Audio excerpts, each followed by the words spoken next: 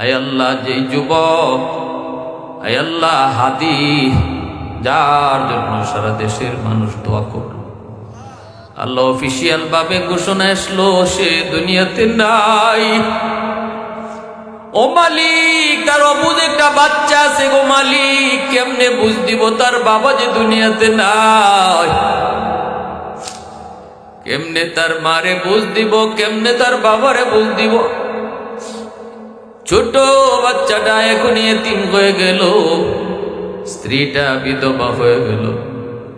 আয় আল্লাহ মালিক, ওই পরিবারকে ধৈর্য ধরার তৌফিক তুমি দান করো, সবর জমিল এখতিয়ার করার তৌফিক তুমি দান করো আল্লাহ। আল্লাহ হাদিকে তুমি জান্নাতের মেহমান বানাও আল্লাহ।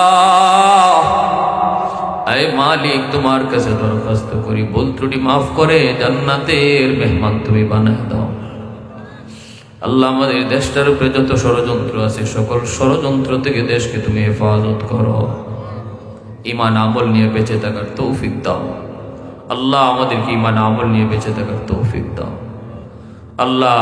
আমাদের সাবেক প্রধানমন্ত্রী অসুস্থ হাসপাতালে, আল্লাহ তুমি তার সুস্থতার নিয়ামত দাও। আয় মাওলাই করিম, আয় আল্লাহ, এই মাহফিলে যারা বসলাম, মা বোনেরা আছেন অনেকেই পর্দার আড়ালে, আমার প্রতিটা মা বোনকে তুমি আল্লাহ ওয়ালি বানাও, তাদের গর্ভ থেকে হাফেজ আলেম তুমি জন্ম দাও।